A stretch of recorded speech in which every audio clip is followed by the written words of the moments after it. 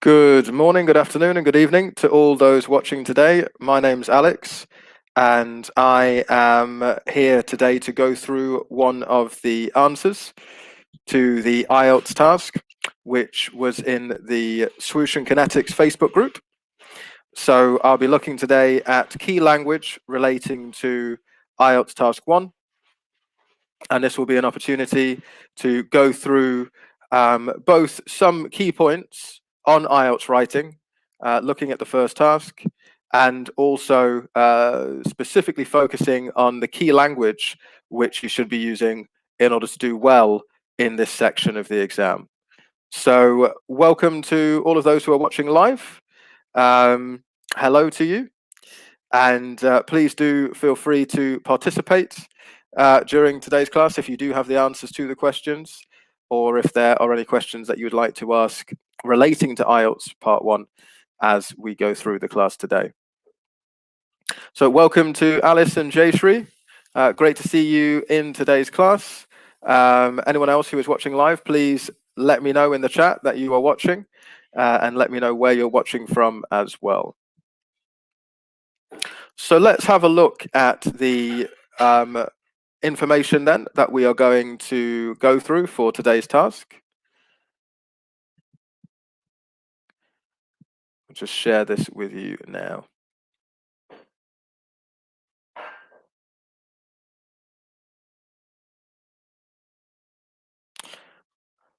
So, as stated, we will be focusing on key language for describing a graph.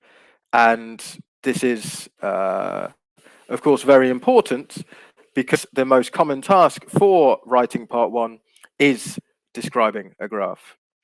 So this is what we'll be focusing on. I can just see that Jesse, Adil, and Bernadette have joined us in the chat. So a very good morning, afternoon, or evening to you, depending on which time zone you are in.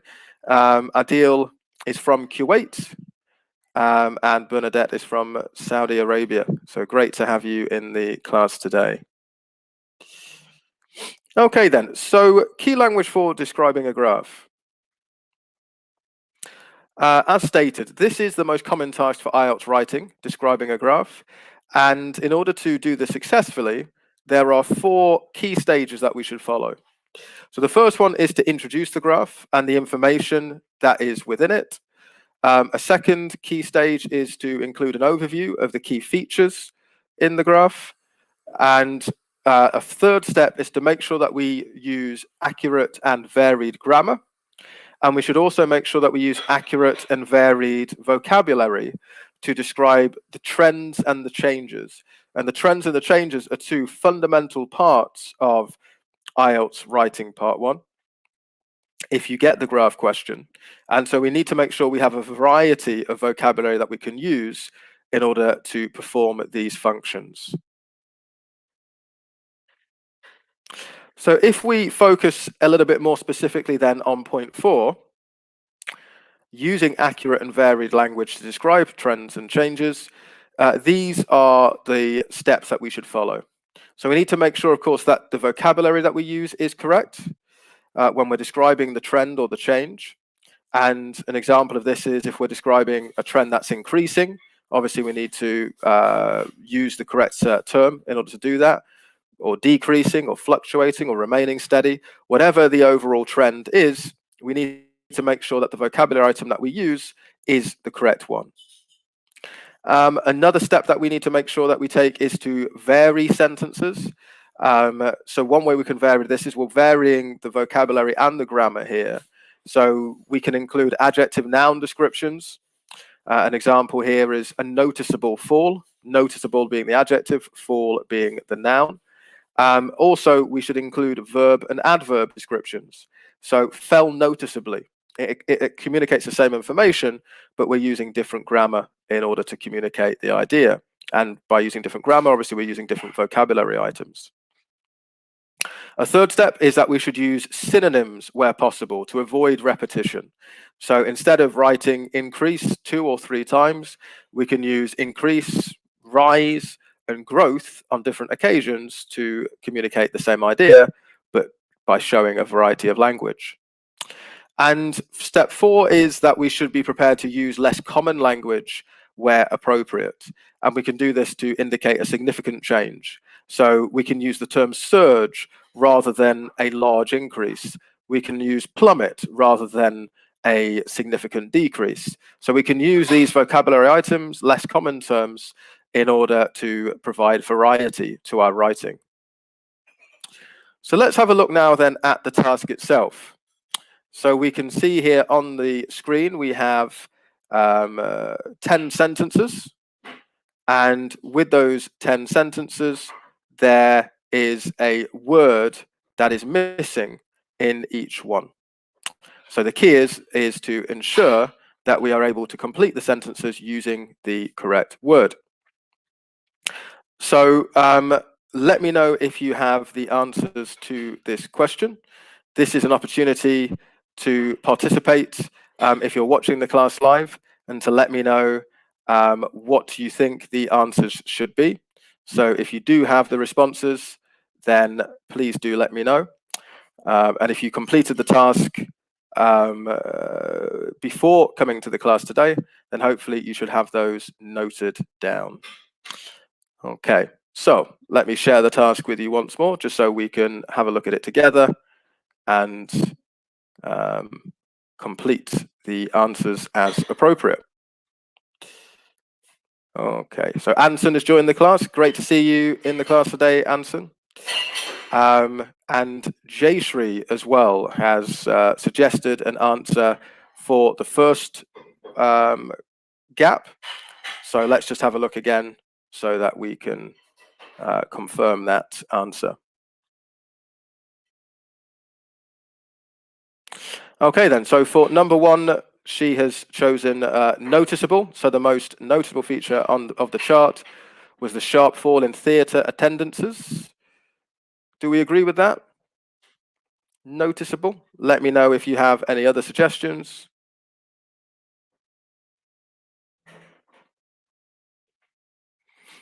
Okay, well, I agree with you, Jayshree. I think that is a very good choice. So noticeable would go in for number 1. See if we can squeeze that in there. The most noticeable feature.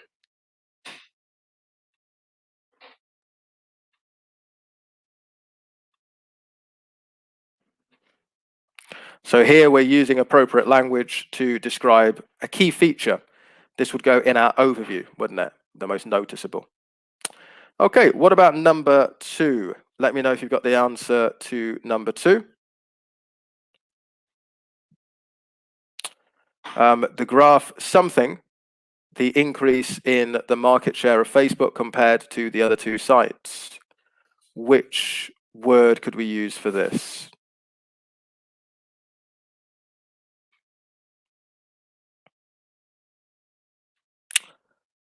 Okay, so got a good suggestion here. Again from Jayshree, showed. Well, I think here I agree with you. You've made the right choice in terms of the vocabulary item, but here I'd want to use the present tense because it's something which is true, isn't it? This is a graph and this is what it shows. So it didn't just show it in the past, but it shows it now in the present. So using the third person singular, we want to stick an S on the end, but yeah, I'd want to use the present tense here. So good. The graph shows the increase in the market share of Facebook compared to the other 2 sites. Okay, what about number 3? Any suggestions for this one?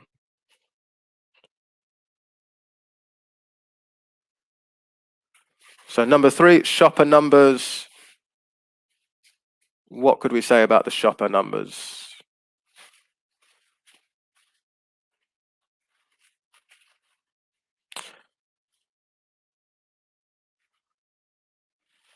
Okay, so looking at shopper numbers, we've got a contrast here with erratic. So erratic means there were lots of changes, and it says for the last 3 months they were less erratic. So fluctuated. This time we would want to use the past tense because now we're referring to something that happened in the past. So that would be our answer here. Shopper numbers fluctuated over most of the year. Number 4. Well done, Jayshree. I can see that you went for fluctuated there. Kate, Anton, and Alice as well. Thank you for your suggestions. But yeah, I think fluctuated is the best one, contrasting it with being less erratic. So for number 4, let me know if you have the answer to that one.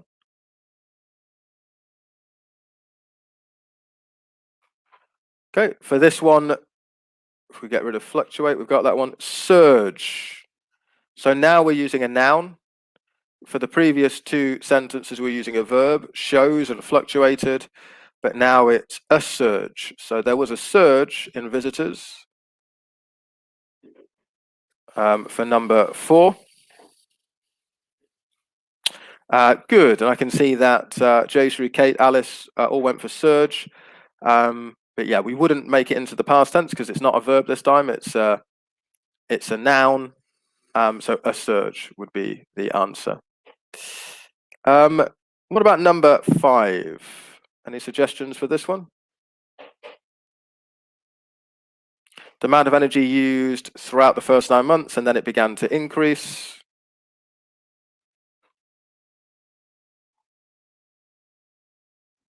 Any idea?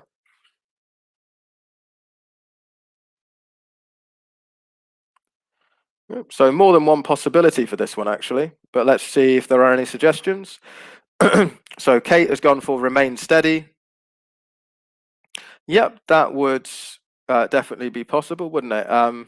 Good, yeah, Jace, remain steady. Yeah, so if we are going to use remain steady, we should use the past tense. So it'll be remained. Good. So the amount of energy used remained steady.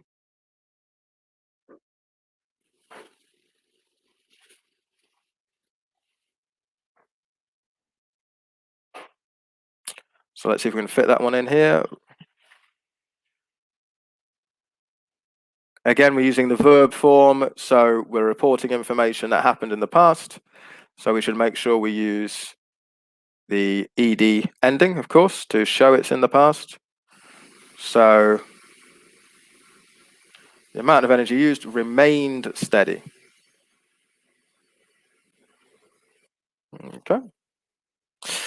Number 6, sales in September hitting a low for the year. Any idea for number 6? Good. Okay, so Kate has suggested plummeted for this one. I agree. Yeah, plummeted, so fell significantly.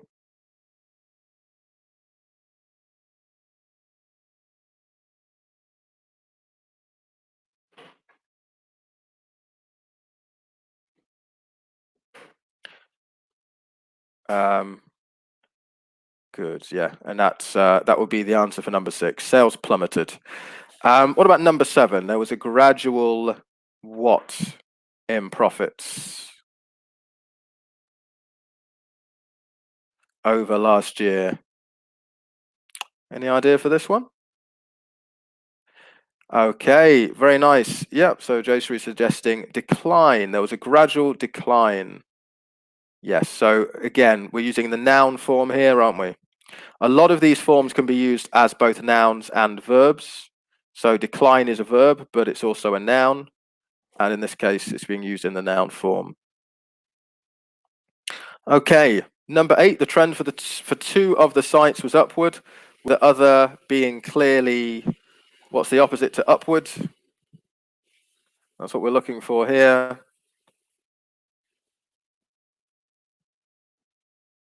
For number 8, good, is downward, absolutely.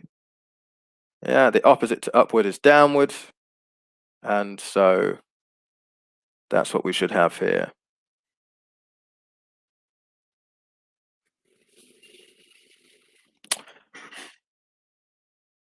Just 2 options left now then. So number 9, there was very little difference in the what in sales for all 5 companies, with the exception of Sewer Limited. So very little difference in the Good, in the trend, absolutely.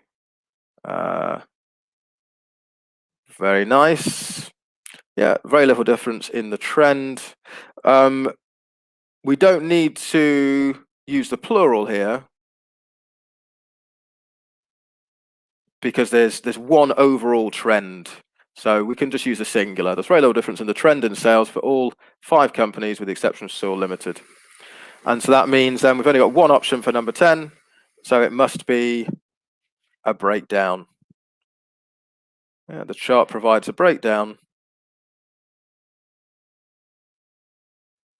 of the number of passenger miles traveled according to different modes of transport. Good. Okay, so those are the answers that we should have got to this question. So this is key language, which we should be using to describe our charts. If you were able to use this language correctly for this exercise, that is a very good sign that you are doing what you need to be doing and that you have the vocabulary you need to have for task 1 of IELTS academic writing. So well done for those, and thank you to all those who participated in this task. So it just remains for me to make you aware of our IELTS scholarship program. If you haven't already signed up to our scholarship program, then please consider doing so. This is a great opportunity to work with the largest recruiter of healthcare workers in the United States. So in order to follow your dreams of living and working in the United States, contact us today for our scholarship program. And at Swoosh and Connetics, we are working together to help provide this possibility and make this dream come true. So thank you once again to all of those who have participated today. I hope you found the class useful, and I hope to see you again in the next class on Thursday. Until then, take care and have a great rest of the day.